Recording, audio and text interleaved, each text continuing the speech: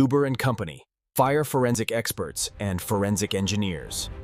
Seeking answers from ashes. Seeking answers.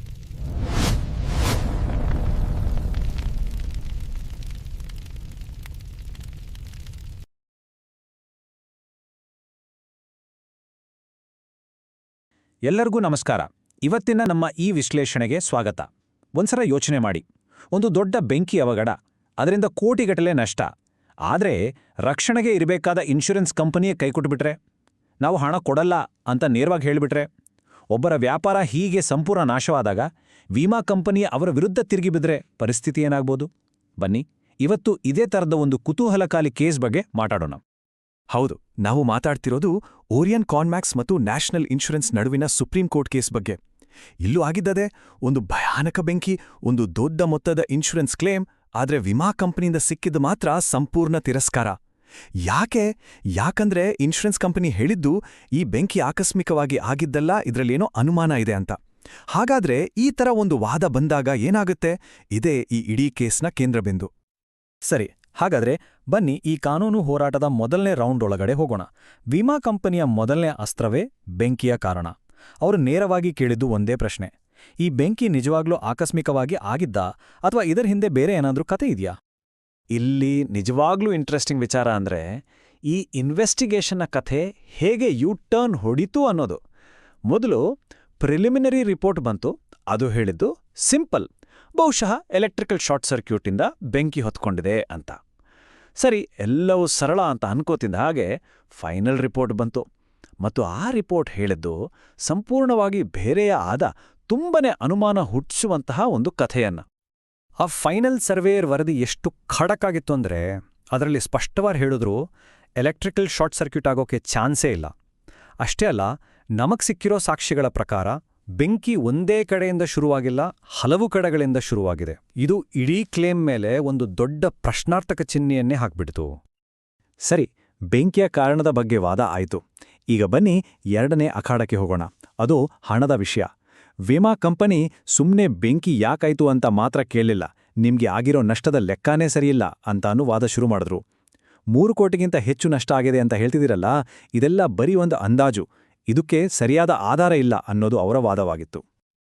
ಆದರೆ ಇದಕ್ಕೆ ಪ್ರತ್ಯಾಗಿ Orion ಕಾನ್ಮರ್ಸ್ ಸುಮ್ಮನೆ ಕೂತಿರ್ಲಿಲ್ಲ. ತಮ್ಮ ನಷ್ಟವನ್ನ ಸಾಬೀತು ಮಾಡೋಕೆ ಅವರು ಕೊಟ್ಟಿದ್ದು ಒಂದೆರಡು ಡಾಕ್ಯುಮೆಂಟ್ಸ್ ಅಲ್ಲ, ಅಕ್ಷರಶಃ ದಾಖಲೆಗಳ ಒಂದು ಪರ್ವತವನ್ನೇ ತಂದು ಮುಂದಿಟ್ರು. ಎಷ್ಟು ಪುಟಗಳು ಗೊತ್ತಾ? 1,000, 2,000 ಅಲ್ಲ, ಬರೋಬ್ಬರಿ 5,855 ಪುಟಗಳು. ನೋಡಿ, ಇದೇ ಅಲ್ವಾ ವಿಪರ್ಯಾಸ?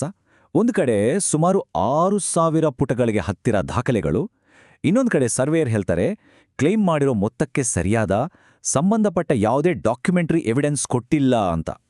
ಅಷ್ಟೇ ಸಾಲದು ಅಂತ ಕಂಪನಿಯ ಚಾರ್ಟರ್ಡ್ ಅಕೌಂಟೆಂಟ್ ಮತ್ತು ಆರ್ಕಿಟೆಕ್ಟ್ ಕೊಟ್ಟಿದ್ದ ರಿಪೋರ್ಟ್ಗಳನ್ನು ಕೂಡ ಇವೆಲ್ಲ ಬರೀ ಎಸ್ಟಿಮೇಟ್ಸ್ ಅಂತ ಒಂದೇ ಮಾತಲ್ಲಿ ತಲೆಯಾಗ್ಬಿಟ್ರು. ಈ ವಾದ ವಿವಾದ ಎಲ್ಲಿವರೆಗೂ ಹೋಯ್ತು ಅಂದ್ರೆ, ಪಾಲಿಸಿಯಲ್ಲಿರೋ ಒಂದು 3 ಅಕ್ಷರದ ಪದದ ಅರ್ಥದವರೆಗೂ ಬಂದು ನಿಂತುಬಿಡ್ತು. ಆ ಪದ FFF. ಕಂಪನಿಯವರು ಹೇಳಿದ್ದು, ನಮ್ಮ ಫರ್ನಿಚರ್, ಫಿಕ್ಸ್ಚರ್ಸ್ ಮತ್ತೆ ಫಿಟ್ಟಿಂಗ್ಸ್ ಎಲ್ಲವೂ ನಾಶವಾಗಿದೆ, ಇದೆಲ್ಲವೂ ಪಾಲಿಸಿಯ FFF ಅಡಿಯಲ್ಲಿ ಕವರ್ ಆಗುತ್ತೆ ಅಂತ. ಹಾಗಾದ್ರೆ FF ಅಂದ್ರೆ ಏನು ಅಂತ ಸರ್ವೇಯರ್ಗೆ ಕೇಳಿದಾಗ ಅವ್ರು ಕೊಟ್ಟ ಉತ್ತರ ಇದೆಯಲ್ಲ, ಕೇಳಿದ್ರೆ ಆಶ್ಚರ್ಯ ಆಗುತ್ತೆ. ಈ ಪ್ರಶ್ನೆಗೆ ವಾದಾತ್ಮಕ ಉತ್ತರ ಬೇಕಾಗುತ್ತೆ ಅಂತ ಹೇಳಿ ಜಾರ್ಕೊಂಡ್ರು. ಅಂದ್ರೆ ಅದರ ಅರ್ಥವೇ ಹೇಳಿಲ್ಲ. ಇದರಿಂದ ಏನಾಯ್ತು? ಕ್ಲೇಮ್ನ ಒಂದು ದೊಡ್ಡ ಪೋರ್ಷನ್ ಅಕ್ಷರಶಃ ಗಾಳಿಯಲ್ಲಿ ತೇಲಾಡೋ ಹಾಗಾಯ್ತು. ಇನ್ನ ಒಂದು ವಿಚಿತ್ರವಾದ ವಿಷಯಕ್ಕೆ ಬರೋಣ. ನಾಶವಾದ ಸ್ಟಾಕ್ಗೆ ಬೆಲೆ ಕಟ್ಟಬೇಕಲ್ವಾ? ಅದನ್ನ ಸರ್ವೇಯರ್ ಹೇಗ್ ಮಾಡಿದ್ರು ಗೊತ್ತಾ? ಆ ಸ್ಟಾಕ್ನಲ್ಲಿ ಲೆವಿಸ್, ಟಾಮಿ ಹಿಲ್ಫಿಗರ್ನಂತಹ ದೊಡ್ಡ ದೊಡ್ಡ ಬ್ರ್ಯಾಂಡ್ಗಳ ವಸ್ತುಗಳಿದ್ವು, ದುಬಾರಿ ಲೆದರ್ ಜಾಕೆಟ್ ಇತ್ತು, ಬೆಲ್ಟ್ ಇತ್ತು, ಬೇರೆ ಬೇರೆ ವಸ್ತುಗಳಿದ್ವು. ಆದರೆ ಸರ್ವೇಯರ್ ಏನ್ ಮಾಡಿದ್ರು? ಎಲ್ಲದಕ್ಕೂ ಅಂದರೆ ಪ್ರತಿಯೊಂದಕ್ಕೂ ಒಂದೇ ಫ್ಲಾಟ್ ರೇಟ್ ಫಿಕ್ಸ್ ಮಾಡಿದ್ರು. ಆ ರೇಟ್ ಎಷ್ಟು ಗೊತ್ತಾ? ಕೇವಲ 450 ರೂಪಾಯಿ. ಒಂದು ಲೆದರ್ ಜಾಕೆಟ್ಗೂ ಅಷ್ಟೇ, ಒಂದು ಪಾಲಿಯೆಸ್ಟರ್ ಲೈನಿಂಗ್ಗೂ ಅಷ್ಟೇ. ನಂಬೋಕ್ಕಾಗುತ್ತಾ? ಹೀಗೆ ಎರಡೂ ಕಡೆಯವರ ವಾದ ಎಲ್ಲೂ ಒಂದು ಹಂತಕ್ಕೆ ಬರಲೇ ಇಲ್ಲ. ಹಾಗಾಗಿ ಈ ಕೇಸ್ ಕೊನೆಗೆ ಹೋಗಿದ್ದು ಭಾರತದ ಅತ್ಯುನ್ನತ ನ್ಯಾಯಾಲಯಕ್ಕೆ, ಅಂದ್ರೆ ಸುಪ್ರೀಂ ಕೋರ್ಟ್ಗೆ. ಈಗ ಎಲ್ಲರ ಕಣ್ಣು ಸುಪ್ರೀಂ ಕೋರ್ಟ್ ಕಡೆಗಿತ್ತು. ಕೋರ್ಟ್ ಈ ಜಟಿಲವಾದ ವಿವಾದವನ್ನ ಹೇಗೆ ಬಗೆಹರಿಸಿತು? ಸುಪ್ರೀಂ ಕೋರ್ಟ್ ಮಾಡಿದ್ದೇನು ಗೊತ್ತಾ? ಅವರು ಇಡೀ ಈ ಸಮಸ್ಯೆಯನ್ನ ಬಗೆಹರಿಸೋಕೆ ಫೈರ್ ಇನ್ಶೂರೆನ್ಸ್ನ ಅತ್ಯಂತ ಬೇಸಿಕ್ ಪ್ರಿನ್ಸಿಪಲ್ಗೆ ವಾಪಸ್ ಹೋದ್ರು. ಏನದು? ನೋಡಿ, ಫೈರ್ ಇನ್ಶೂರೆನ್ಸ್ ಅಂದ್ರೇನೆ ಆಕಸ್ಮಿಕ ಬೆಂಕಿಯಿಂದಾಗೋ ನಷ್ಟಕ್ಕೆ ಪರಿಹಾರ ಕೊಡೋ ಒಂದು ಕಾಂಟ್ರಾಕ್ಟ್. ಇಲ್ಲಿ ಮುಖ್ಯವಾದ ಅಂಶ ಅಂದ್ರೆ ಪಾಲಿಸಿ ತಗೊಂಡವರೇ ಬೇಕು ಅಂತ ಬೆಂಕಿ ಹಚ್ಚಿಲ್ಲ ಅಂದ್ರೆ ಬೆಂಕಿಗೆ ನಿಖರವಾದ ಕಾರಣ ಏನು ಅನ್ನೋದು ಮುಖ್ಯ ಆಗೋದಿಲ್ಲ. ಈ ಒಂದು ಸಿಂಪಲ್ ವ್ಯಾಖ್ಯಾನ ಇದೇ ಇಡೀ ಕೇಸ್ನ ದಿಕ್ಕನ್ನೇ ಬದಲಾಯಿಸೋಕೆ ಕೀಲಿಕೈಯಾಯಿತು. ಮೊದಲನೇ ತೀರ್ಪು, ಬೆಂಕಿಯ ಕಾರಣದ ಬಗ್ಗೆ. ಕೋರ್ಟ್ ಬಹಳ ಸ್ಪಷ್ಟವಾಗಿ ಹೇಳಿತು, ಪಾಲಿಸಿ ತಗೊಂಡವರೇ ಬೆಂಕಿ ಹಚ್ಚಿದಾರೆಂತ ಇನ್ಶೂರೆನ್ಸ್ ಕಂಪನಿ ಸಾಬೀತು ಮಾಡೋವರೆಗೂ ಆ ಬೆಂಕಿಯನ್ನ ಆಕಸ್ಮಿಕ ಅಂತಾನೇ ಪರಿಗಣಿಸಬೇಕು. ಅಂದ್ರೆ ಸಾಬೀತು ಮಾಡೋ ಹೊಣೆ ಇನ್ಶೂರೆನ್ಸ್ ಕಂಪನಿದ್ದು. ಈ ಕೇಸ್ನಲ್ಲಿ ಅವರು ಅದನ್ನ ಮಾಡಕ್ಕೆ ವಿಫಲರಾದ್ರು. ಎರಡನೇ ತೀರ್ಪು, ಆ ಎಫ್ಎಫ್ಎಫ್ ಬಗ್ಗೆ. ಸರ್ವೇಯರ್ ಹೇಳಿದ್ರಲ್ಲ, ವಾದಾತ್ಮಕ ಉತ್ತರ ಬೇಕು ಅಂತ. ಕೋರ್ಟ್ಗೆ ಆ ಮಾತು ಸ್ವಲ್ಪನೂ ಇಷ್ಟ ಆಗ್ಲಿಲ್ಲ. ಕೋರ್ಟ್ ಹೇಳಿದ್ದು, ಎಫ್ಎಫ್ಎಫ್ ಅಂದ್ರೆ ಫರ್ನಿಚರ್, ಫಿಕ್ಸ್ಚರ್ಸ್ ಮತ್ತು ಫಿಟ್ಟಿಂಗ್ಸ್ ಅಂತಾನೆ ಅರ್ಥ. ಅದರಲ್ಲಿ ಕನ್ಫ್ಯೂಷನ್ ಏನೂ ಇಲ್ಲ. ಅಷ್ಟೇ ಅಲ್ಲ, ಒಂದು ವೇಳೆ ಪಾಲಿಸಿಲಿರೋ ಯಾವುದೇ ಪದಕ್ಕೆ ಎರಡು ಅರ್ಥ ಬರೋ ಹಾಗಿದ್ರೆ ಅದನ್ನ ಯಾವಾಗ್ಲೂ ಪಾಲಿಸಿದಾರರ ಪರವಾಗಿಯೇ ಅರ್ಥೈಸಬೇಕು ಅಂತನೂ ಸ್ಪಷ್ಟಪಡಿಸಿತು. ಮತ್ತು ಮೂರನೇ ಹಾಗೂ ಅತಿ ಮುಖ್ಯವಾದ ತೀರ್ಪು, ನಷ್ಟದ ಮೊತ್ತದ ಬಗ್ಗೆ.